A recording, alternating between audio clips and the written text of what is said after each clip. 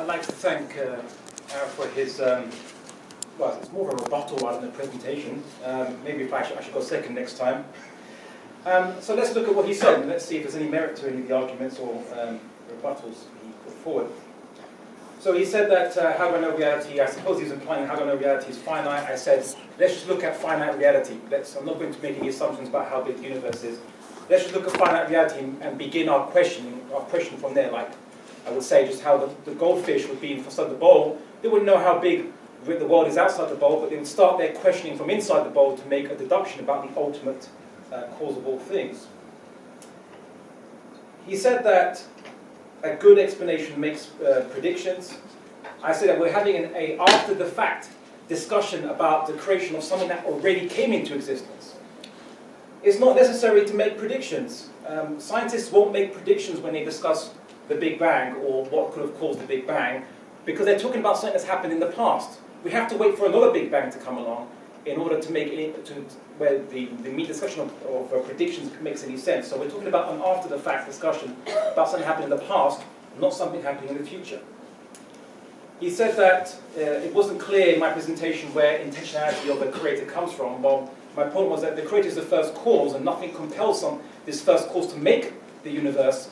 Then the only alternative left is that whatever made this universe did it on its own initiation, which is the definition of will, or intentionality, and therefore that's why I say that's where intention comes from. He said infinite regress could be, well, he argued against my point that infinite regress is impossible. I said, well, here's the thing.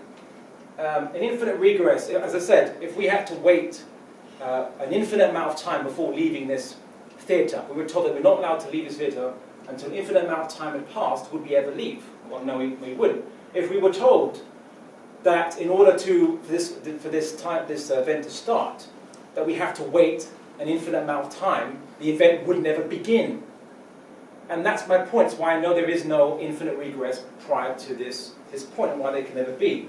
He argued that there's a possibility of having infinite regress going into the future. We said no, because at any point in time you could press the stopwatch on that, and it would only be a finite, an ever-increasing finite amount of time at any point in time in the future.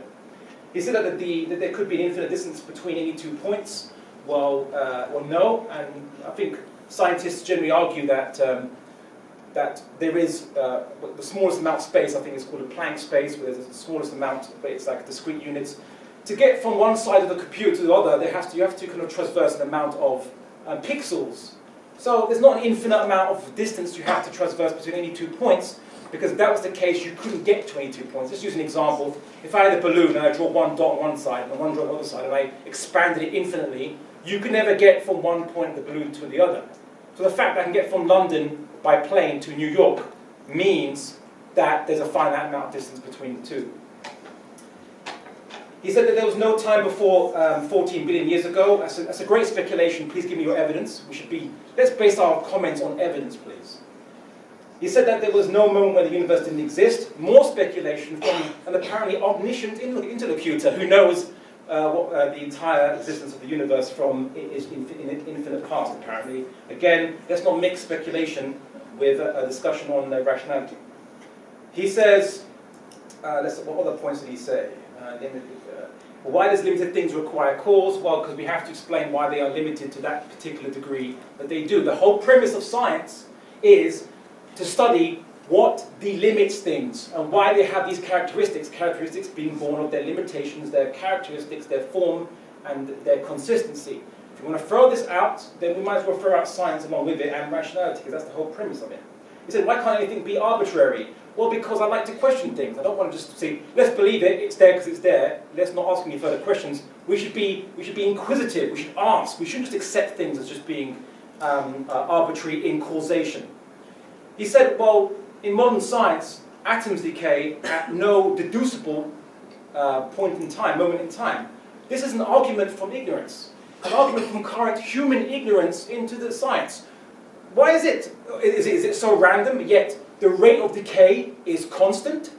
The rate of decay of radioactive materials are constant, and yet he's saying it's a random thing? No. So why do atoms choose to decay?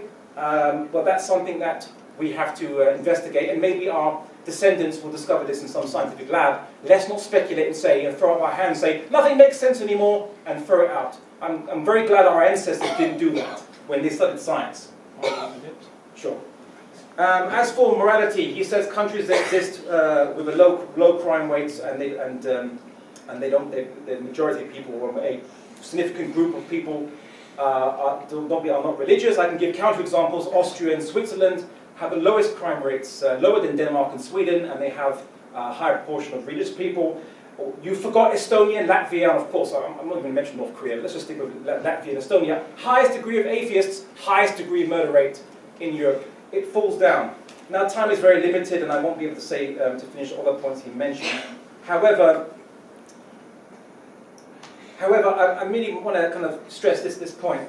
He says, just because he thinks Islam is a threat to the West, doesn't mean he advocates intolerance of Muslims. I say, well, that's great you think that, but Douglas Murray, another atheist, argues, he kind of continues it to its logical conclusion. If Islam is a threat, an existential threat to the West, then by logical extension, every Muslim must also be a threat to the West. And as Douglas Murray said, conditions for Muslims must be made worse across the board, to paraphrase what he said. Because that's a logical conclusion if you believe that. I haven't heard him justify why right and wrong should be followed for anyone. I haven't seen him bring an argument that right and wrong can be even justified, or any consistent basis for morals. My argument is any consistent basis of morals can ever be posited by someone who is an atheist, outside of just no consistent basis of morals. And I think that's about it, from more or less. I might have missed out a few points, and hopefully I'll come to his rebuttal.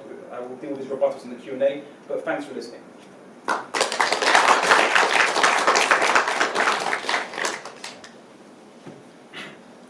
Okay, terrific, thank you. Well, I did actually address a number of the things that I've said, so perhaps I could just come back on some of them, go into some of them in a bit more detail. One of the issues that he raised that was interesting concerned my remarks about explanation. I said that a good explanation of something is one that makes predictions about other things that we haven't yet observed, and that's a reason for accepting the explanation. And his response was that in this case, as in, of course, all cases of explanation, we are trying to explain something that's already happened and that we've already observed. Of course, that's true. What one explains is something that's already happened, or anyway that one has already observed. It doesn't follow that what distinguishes a good explanation from a bad one is that it makes predictions about other things that you haven't yet observed, or that you wouldn't otherwise have expected. And indeed, the origins of the universe is a good example. You can have a whole variety of theories concerning the origins of the universe, from the steady state to the Big Bang, to various theories about the way things were at the Big Bang. And the way to test them is to find out which ones make predictions that are borne out by the evidence concerning later states of the universe. So that, for instance, if we thought the steady state theory was true and the universe never had a beginning, we might expect now to observe things that we don't in fact observe. And similarly with other theories concerning the Big Bang. So it's simply false to say that because explanations deal with things that we've already observed, therefore we can't select amongst explanations on the basis of their predictions about things that we haven't. Is that some? That's the Facebook of the ignore. Okay, thank you. He also made various comments concerning infinite regresses, of which I shall only discuss a couple. I think Abdullah said that I believe that there could be an infinite distance between 2 points. I certainly don't believe that. I'm sorry if I said that. That was a mistake. If I did say it. I don't think it affected any of the arguments that I made. He asked me for evidence that, for instance, there was no time before the beginning of the universe. No, it's true. I can't give you a decisive evidence that that's true. All I'm saying is that's a hypothesis. For all we know, that's true. And unless we can rule it out, we have no reason to believe his second premise. On the point about randomness and radiation and so on, there's a couple of points to make there. Yes, of course, it's true that radiation obeys certain stochastic laws, and that's how we can predict with a fair degree of accuracy how much of a certain block of uranium is going to be left after a certain amount of time. Of course, it doesn't change the fact that it's random. The fact there are stochastic laws doesn't mean that things don't ever happen at random. It just means that on the whole, and on average, or in the long run, you're going to expect certain kinds of patterns. And of course, the randomness that's built into the quantum theory might well be much more systematic than merely ignorance. So if you think about, for instance, the ways in which anyone only knows the Bell inequalities and why, the cases where they fail, it's the point is not only that we get certain correlations that we observe in nature. But the whole idea there are hidden variables that explain those correlations by some parameters has to be ruled out because of the violation of the Bell inequalities. So it's not just, the quantum theory is an interesting case, not just because it exhibits apparent randomness in nature, many things do that. It's a case where there seem to be theoretical reasons why certain kinds of explanation of the correlations we observe just are not available. And that's part of the theory. And of course, it may be that there are explanations that we don't know about, but simply labelling our ignorance of the word God is not an explanation, I think, nor even an attempt at an explanation, at least judging by the criteria for explanation that I mentioned earlier. Now I'll move on briefly to the ethical questions. How am I doing for time? 2 minutes. 2 minutes, thank you. On the issues concerning values and the basis of God. On the point about examples, yes, it's true, it's very easy to choose this example or that example. The biggest study that I know, which is the one by Zuckerman, shows that there isn't much of a relation, there certainly is no positive relation between religiosity in society and peacefulness or having a low crime rate. If there is anything, there's a correlation in the other direction. Because nobody's saying that that correlation implies a causal connection. The point is only that it is perfectly possible, and history and the statistical facts in our time bear out that it does in fact happen, that you can have societies which are generally peaceful, generally law-abiding, and indeed generally happy, where religion plays no significant role.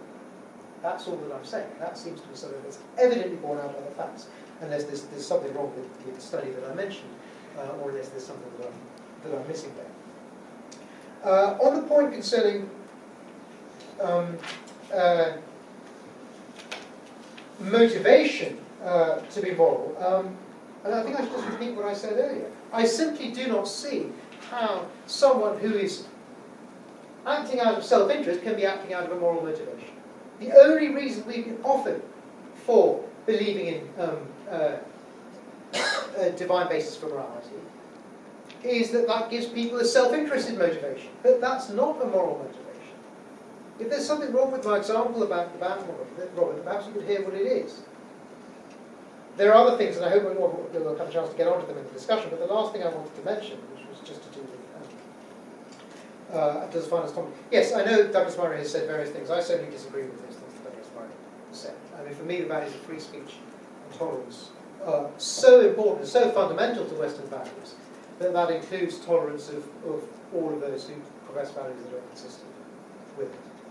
And of course, I should say, I disagree, of course, with many of the things Douglas Murray and other people who hold my views on these matters believe about Islam and foreign policy. I think, for instance, it's been a disaster, the way in which we've supported the state of Israel, for instance, in which we have connived in the continued oppression of the Palestinian people. I think it's the greatest tragedy that's taken place since the Second World War, and it's the cause of all the major problems, almost all the major problems of the world, certainly in that region.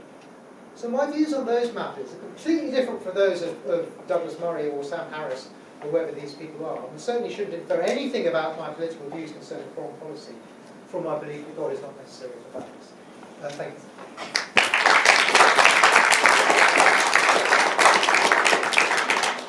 Thank you. I'd like to open it up now to either comments or questions from the floor. So we don't have to have a response to each one, but if it obviously you do have a question, then I'll invite our speakers to respond. I think the first hand I saw was just there. Before you start, could you just repeat the questions when people give them? So okay. Okay, so first of all, I would like to make a comment that would lead on to a question. So I feel like the entire, most part of the speech of Abdullah Andalusi here was based on the entire premise of which you made in the beginning, using the analogy of the rock being created. Hence, it makes sense that in nature itself has to be designed in a created fashion. However, you actually yourself made a good argument why this is not a case, since you used the examples using absolute, saying absolute conclusion of the ocean, making a conclusion based on that, using a fish in a fishbowl is fallacious. But that is also the same regarding the word created, because the word created is very subjectively and very much based on a human level understanding how things work. It's by no means necessary that whatever our logics dictate must be, that's how the natural world, including the universe, must also be. So I find it quite ironic that your own arguments kind of points to that conclusion itself. So my question is regarding this. Since the entire speech space out, how do you know you're not already living in a world where God doesn't exist, neither is necessary to have a virtuous or values-based life, yet you're believing God because it's based on the concept of virtue, which itself is not dependent on any religious or non-religious affiliation? How is that not the reason why you live a good-based moral life instead of the idea of a God? So secondly, I would basically say, why is that less the case than God, essentially? Yeah. Okay, well, firstly, I use a more technical term than create. I said define, definis, to met out a portion or shape or put boundaries. And so, if you don't like the word create, I can use the word define if you want. Or we can go Latin if you want, if that's what you prefer. I also want to make a point that I'm not even actually speculating as to what caused or created this particular bubble of our existence or this universe, because it could be bigger than this universe. Reality itself, finite reality, could be bigger than this universe. It's a speculation for anyone to say that this universe is all that there is, because we haven't seen beyond that. So that's actually speculation that I didn't indulge in. I'm merely saying that ultimately, however big the finite reality is, finite reality requires an infinite reality. That's the only thing I ever said. And even many atheists have actually concluded the same point, although they don't attribute agency to this infinite reality. They say it's a multiverse or what have you. But even many then conclude it's an infinite reality for those who want to speculate as to giving it a name. They call it multiverse. I want to move on to bring more voices. I think you were. Within the first 2 minutes, Abdullah, you compared the study of reality to the study of the finite, which to me betrayed a fundamental misunderstanding of the study of mathematics and therefore all of science, which is dependent on mathematics. I could provide you right now with an example of an infinite event which results in a finite result. And therefore, why should we listen to the rest of your argument, which is based on such a fallacious beginning? Give me an example. Okay, so begin with the number 1, and Yeah. then add 0.5 to that number, and you result in 1.5. Add half of 0.5 to that, you result in 1.75. Continue this on infinitely, and the limit is 2. This is a very basic result in mathematics. So if you do not understand this, and therefore you argue that the study of reality, of which mathematics is a part, is fallacious and only finite, then the rest of your argument is surely fallacious. Let me disabuse you of perhaps a misconception regarding mathematics. People have said the number line is an infinite thing. The number line goes on forever. It's not. Numbers are a counting rule. Mathematics, or the number line anyway, whatever you want to call it, it's a counting rule. To count what humans can conceive and what humans can observe and what have you. We use it, or what computers now can calculate. But at all points in time, you'll need, it's always, we're looking at finite amounts, we're dealing with actual finite amounts. In physics, if they have an equation which causes or predicts an infinite result, they have to fudge it, and it's called renormalization. Because if it produces an infinite result, they know that it's mistaking the equation, and they have to adjust it. You see? So maths is a counting rule, it's a tool, let's just say a intellectual measuring stick. But the intellectual measuring stick can only measure what is finite. And we shouldn't be confused just because the number line, it can go on forever, if you can go on forever, or but you can't, so to speak. So it's a counting rule, so let's not have any misconceptions as to what mathematics is or isn't. Okay, thank you. Next question. So first I'd like to thank both speakers for taking all the time and patience for coming here. So before I ask my question, I'm going to give a bit of context, right, regarding morals. So I'm an engineer, and oftentimes I have some moral decisions that I have to take myself. So for example, if a company comes to me and says that we need your input on certain nuclear technology, I could either say that I'm going to help them, or I could say that I'm not going to help them, depending on whether I know what that company is going to be doing with that technology. So for example, if they're using that technology to do something good like generating electricity, then I might help. But if I know that they're going to use that technology to kill innocent people, then I should refrain. Otherwise, I think I'm morally responsible for their deaths. Because without me, those people would have survived. Right? Now, in the sense, in this scenario, I know Arif is not going to like this scenario, but in the scenario that God does exist, and you say that he is omnipotent, meaning that, do you agree that he can see the past, the present, and the future, right? Well, there's nothing outside his power. I know. Okay, you're going this, but continue. Yeah. So before he makes something, he knows the outcome of what exactly that's going to be. So before he made Hitler, he knew what he was going to be capable of doing. Yet knowing that Hitler is going to be doing so many immoral things, he still went ahead with it. So my question is, how can you say that even if God does exist, that he is a moral God? Okay. So it's a typical argument. They call it the problem of evil. It's not really a problem of evil per se for theists, because reality is that you're making an assumption, and the assumption is that God made humans in this life to have unlimited happiness and joy and justice and what have you, and that's. But we see suffering, we see problems in this world. We see obviously evil people and evil things. Now, instead of just saying, oh, maybe my thesis is wrong about why God made us. No, we just say, no, why is God's immoral? No. God made us for a purpose beyond just experiencing unlimited happiness. Suffering and happiness are part of our existence. So this would then disprove, and I would call it a kind of liberal theology, the belief that it's all kind of happiness, love, and so on and so forth. It's not why God made us. God made us to test us with these moral situations, to show our true colors. When we see evil and suffering, it is only then we have a test as to what we do about it. You understand? So Hitler arose, and humanity was tested as what to do with Hitler. How should we do it? Should we tolerate it, or should we not? And of course, many people chose, thankfully, not to tolerate Hitler and to redress that evil. Not initially, though, of course. And when he was persecuting Jews in Germany, you don't see Winston Churchill offering an ultimatum to Germany saying, stop persecuting Jews or we declare war on you. No, it was get out of Czechoslovakia. That was their concern at the time. Again, due to the bigotry that was pervading throughout Europe at the time.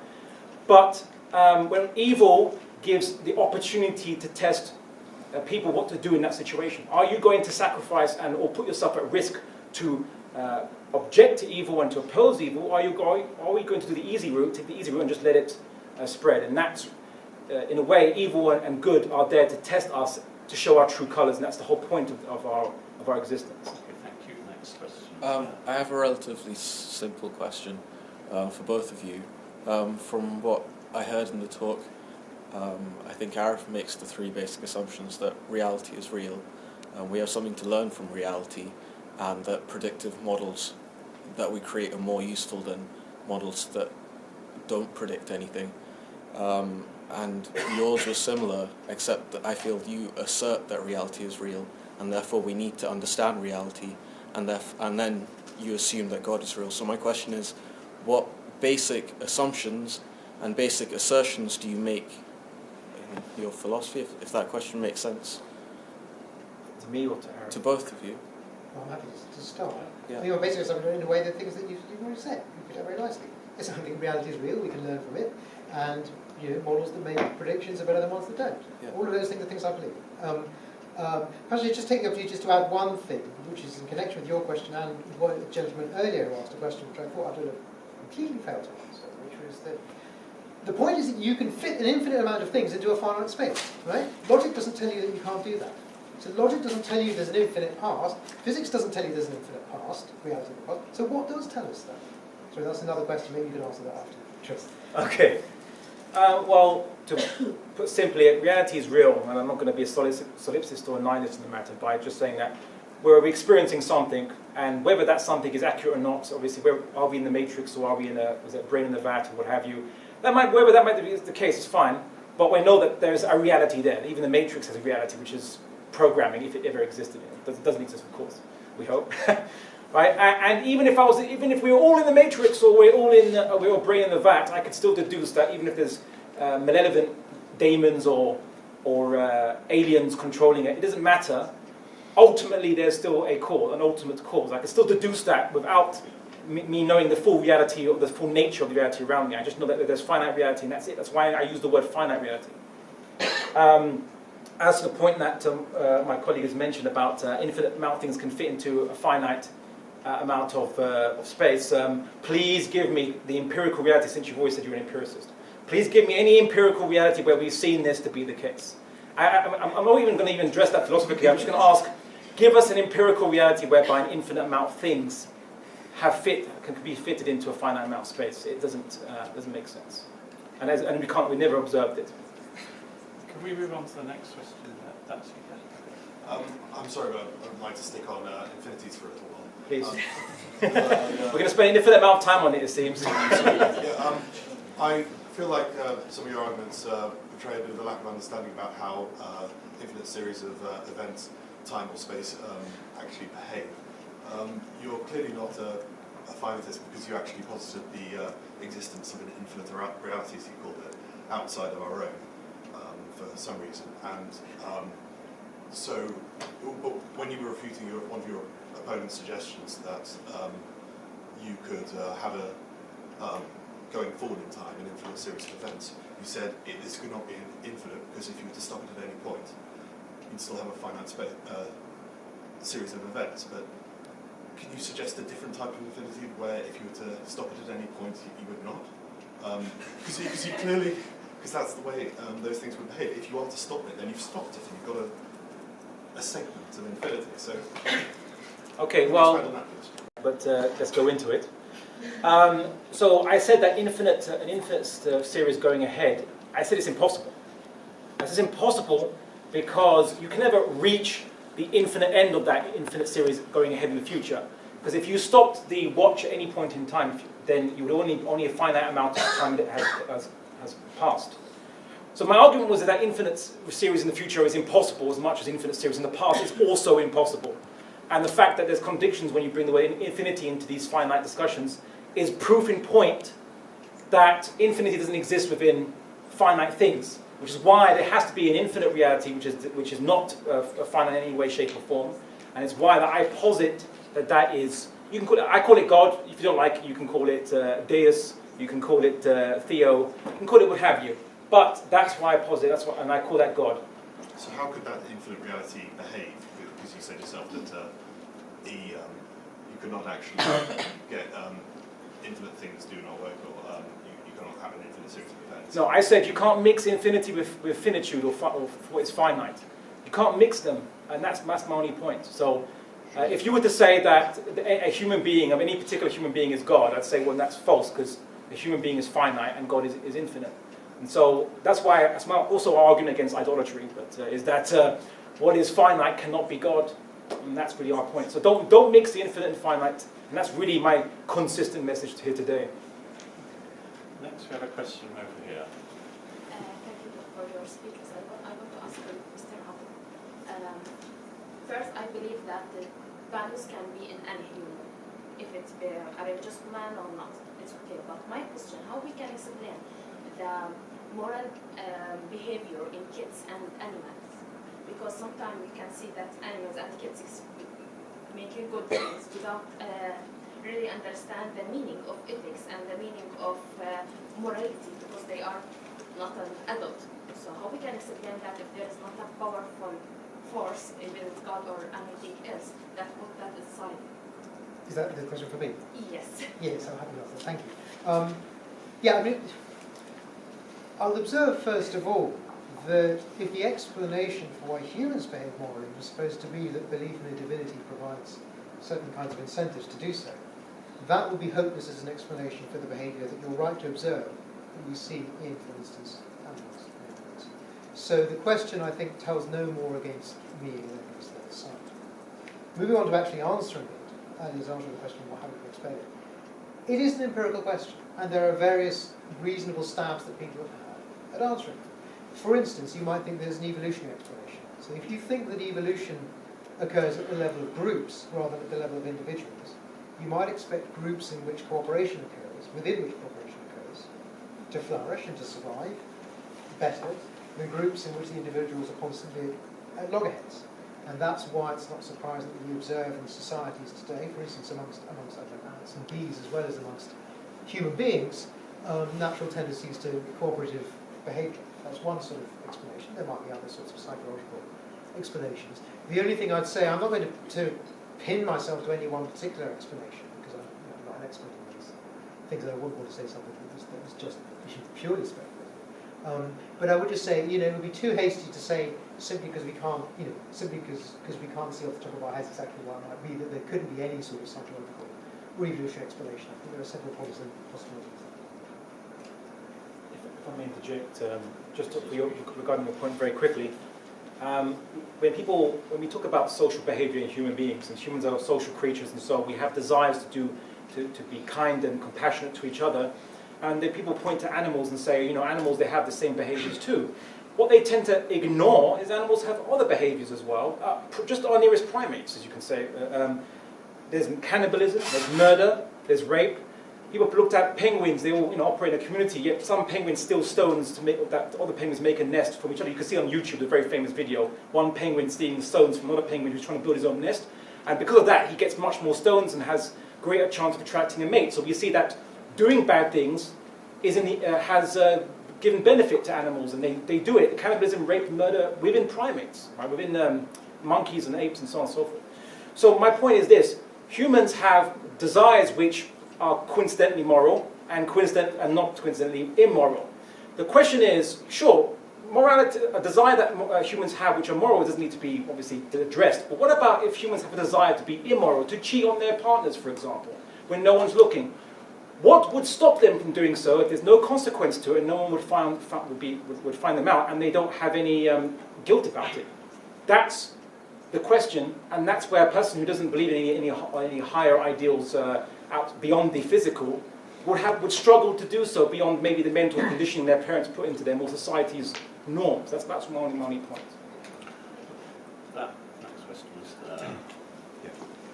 So the definition of moral is something that you should do, and because we have to choose it, because there wouldn't be a point if it was just an obligation we blindly obliged to. There has to be a reason of why we should do the thing that is moral. So the question of the moral is, what is it that I should rather, or I have more reasons to do than not to? So it would be weird to say that killing is moral, although I have all the reasons not to do that. So I'm asking you, what differentiates your reasons to do the things that are, in my opinion, quite redundantly labeled moral as, above and beyond the reasons why you should it, and how they compare to somebody who wouldn't have this kind of additional divine inspiration of what is moral. So basically, why are you doing the things that you define as moral, and how do you think it's different from Mr. Arif? Okay. Well, thankfully, because of, again, parental conditioning in society, as well as my own human nature, a lot of what I desire to do is moral. But the question as to why I'm doing it doesn't need to be brought up until I reach a point, a test, where I'm tested with something which entices me to, which gives me a desire to do something which is not moral according to my code of ethics, or maybe even general society, and so on. And then we're all tested with this on a daily basis. You're writing your CV or your resume, and everyone's competing for a job, and you think, well, if I just exaggerate here, it's not going to hurt anybody, and I might be lying, but I want to get a job. Isn't get a job good? And that's a test. So the question is, what would stop a student, not looking at anyone here, but any student, from lying on their CV and exaggerating to get ahead when they don't see any consequence to it? No one's going to arrest them for it, or what have you. But also, you mentioned murder. I know when people have moral debates, they usually go to rape and murder as the big moral questions, and because most people don't have a desire to commit rape and murder. However, well, not unless you ask some extreme feminists who say yes, most people do. But no offense to an extreme feminist. Yeah. But let's look at social conditions where then murder then becomes encouraged. So, for example, in Bosnia and Serbia in the 1990s, for example, the Bosnian Muslims were portrayed as such a big threat to the Serbs and Serbian nationalism and so on and so forth, that the average member of the Serbian army or the volunteers that joined it felt it was necessary and even laudable to execute and kill Bosnian Muslims and Croats to a lesser extent because they felt they were under threat. And the banality of evil is a problem. I'm asking why you do the things. I know you asked me to answer this, but I'm just saying that I want to want you to think about. There are certain conditions that societies we've seen in history, whereby actually committing the big no-nos, murder, has been seen as being encouraged in that society, becoming a norm for that society to do to other societies or to other people, especially minorities. And in the case of, in Nazi Germany, for example, we saw that those who were opposing the Nazis, for example, were the Catholic Church. I'm not Catholic, by the way, but I'm just saying that Catholics, many Catholic priests and so on, went to jail, went to concentration camps, because they saw that their religion was incompatible with following the Nazi plan and how Nazis demonized Jews. I'm not saying Christians have always had a good record in that, but I'm just saying that was a case where religion went against the national, the propaganda that was purportedly to be in the national interest of the Nazi agenda. So that's what I'm basically saying, is that what stops people in such circumstances where the big no-nos have become normalized, what stops them from doing these things? And Hannah Arendt asked this question, The Banality of Evil, in her book, the problem is you'll find few restraints to do so from a materialist basis. We're reaching the end of our time, and I don't want to take any more questions from people who have already asked a question. But can I ask us now to keep our questions really quite brief, and the answers brief as well? So there's a gentleman there in the red who's been waiting for a while. Probably more of a comment. Actually, just to your last point as well, if you actually look, the Catholic Church was quite open alliance with the Nazi regime from the get-go. It was only individual Catholics who didn't want to get involved with that, rightly. I would say that morals, I don't trust anyone who talks about morals in absolute terms. Killing is wrong, but in some circumstances you may have to kill someone to save other lives. I think the better way is to look at what enhances human well-being. And I think religion is the first attempt to first and the worst attempt to put a kind of code of conduct, but also it evolves over time. So the Quran and the Bible don't say anything explicitly against slavery, for example, but we all know that now to be wrong because we've evolved morally through observation. Okay, so let's leave that one as a comment. There was a question at the back there. Yes? Sorry, can't quite hear down here.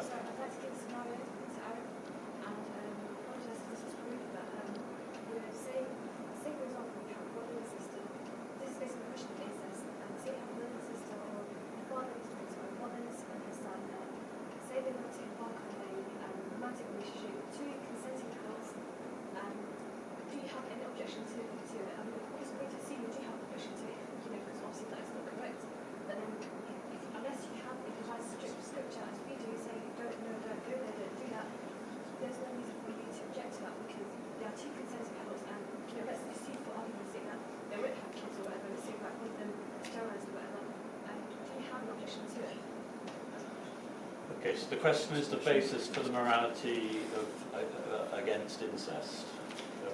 Yeah, I mean, I can only say a few things about that. In general, the principle that consenting adults can do whatever they like as long as it doesn't harm other people is kind of important to me. I think in the case of incest, there are good reasons why there's a taboo on it, which are principally to do with health benefits. Now, as you said, in the case where they're sterilised and there's no possibility of children, that doesn't become an issue. But that doesn't change the fact that the general principle remains plausible, because the general principle is supposed to apply to the majority of cases, and we're not built to, just to make judgment about these very specific cases without using general principles that we find. Well, I'm not going to object. The law objects, but I'm not going to object. You won't find it disgusting, but people find homosexuality, or maybe you find homosexuality disgusting as well. But I'm not going to object if two people want to do something that doesn't affect anyone else. And you might think that's offensive, but I'm afraid that is what I think. This is a problem, like, if you don't have the scriptures, like, as an anchor for your morals, like, your morals Yes, change. that's right. If I don't have somebody else to tell me what to think is right or wrong, I'm going to have to think of it for myself. I'm afraid this going to have to be the final question now. It's Dale. Yeah, so this is, sorry, this is to Abdullah. I just want to say, yeah, I mean, a lot of the anti-Semitism actually came out of like right-wing Catholic ideology, mass preceding Nazi Germany.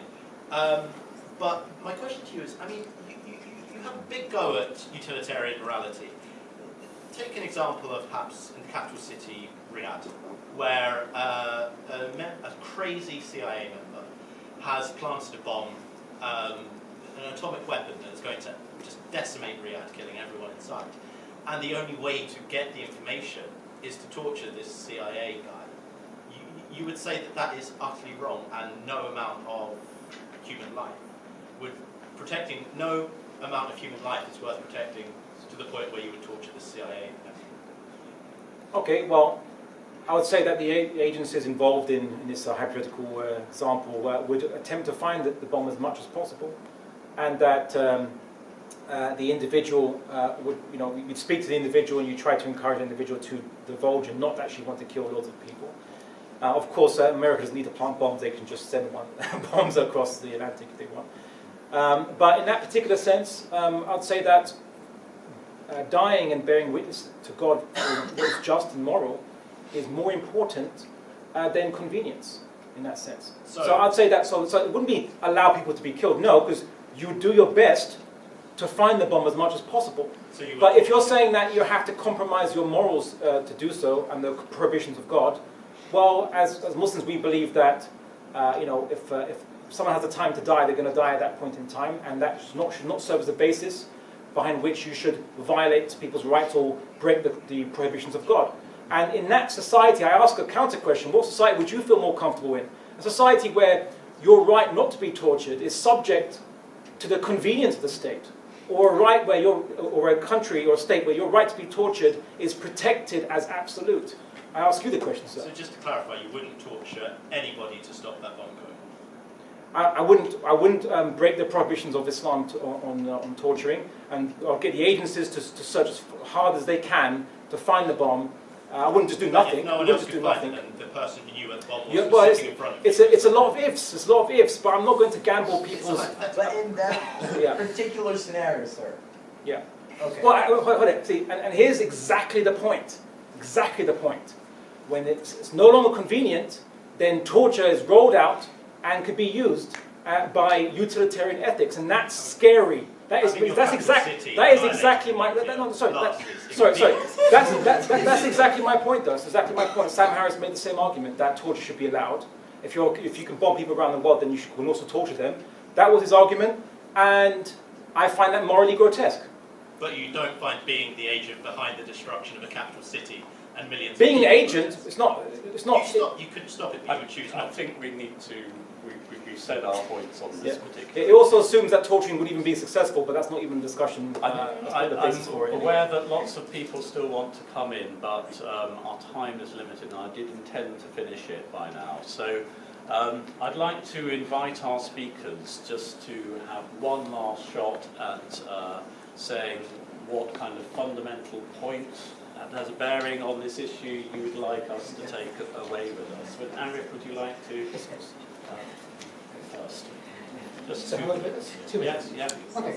Well, thank you very much. Thank you very much for my co-debater. It's been a lively, interesting debate, and thank you for all your questions.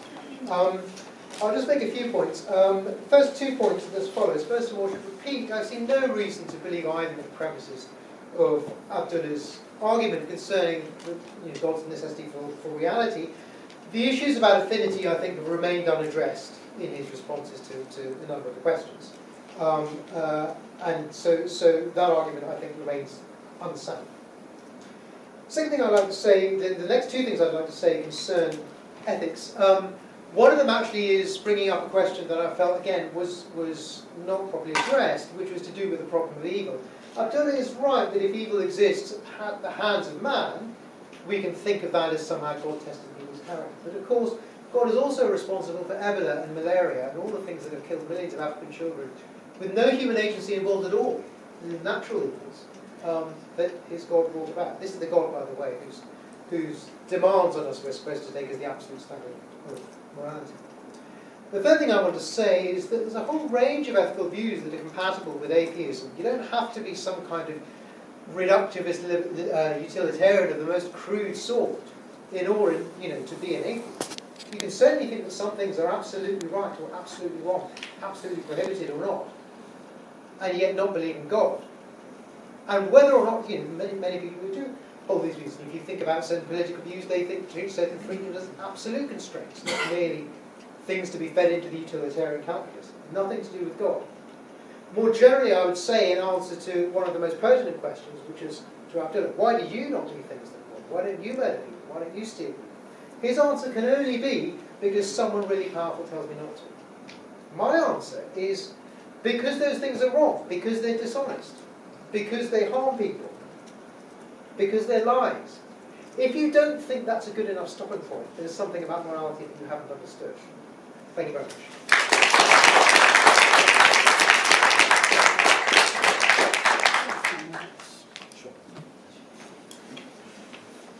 I also thank the audience and my interlocutor for their contributions. I'd just like to return back to the issue, I suppose, of infinity. And here's the thing, is that my colleague says there was no time before the existence of the universe, and this is his hypothesis, and that's great. All right, that's fine. Then what started it? And this is the problem. If you throw out infinite regress, you have right back to the problem of what started the universe or ultimately created. If you put back in the infinite regress and say that there is no need for any start point, then you'll reach a rational inconsistency, because then if we had to wait for infinity to reach this point, we'd never reach this point full stop. So we have to have a start point to the universe and to the finite reality we see around us. And this is something you can't escape from, and no one's really given a credible alternative other than saying, talking about mathematics and so on, which again I've addressed. But he mentioned something very important. He says, you don't need a God to tell you what is wrong and what is right. Well, actually, I think you do, because you had an atheist, presumably, up there saying that torture, in certain circumstances, is right.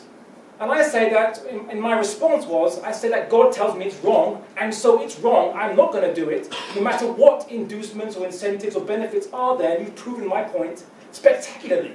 Thank God we have God tell me that torture is wrong, no matter how beneficial Sam Harris says it is, or that member of the audience says it is, or anyone says it is. Thank God, literally, for that. So I would conclude that, he says,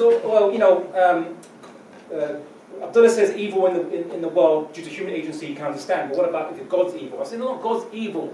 I said all things which are challenging and all evil, all things which are detrimental to human beings, all of that is a test for humans. Whether it was from human sources or from God, all of it is a test. And the whole point of humans living in this life, or living in this universe and in reality, is for us to surmount these tests, whether it comes from other humans or from God. I never said just from human beings, so you have to accurately portray what I'm saying. And it just brings me right back to my point of the things that he never addressed, which is in human constructed moralities that justify torture and terrorism, which is John Rawls and his argument for the supreme emergency exemption. These things were not addressed. They were not addressed. There was no safeguards offered as to how do we prevent philosophers, liberal philosophers like John Rawls, saying that in certain circumstances, like in World War II, you can target civilians. Whereas, as John Rawls himself admits, unlike the Catholic doctrine of double effect, and obviously Islamic doctrines which also prohibit it, which prevent the targeting of civilians, the ideology of secular liberalism allows the targeting of civilians if it will bring victory in those circumstances. Thank God that we're not following secular liberalism. Thank God that Catholics and Muslims follow something which is from God and says that in all circumstances, whether it's in World War II or in Sam Harris's ticking time bomb scenario, God says it's wrong and you should never make it right just because you deem it to be convenient. Our God is God and not human convenience. Thank you.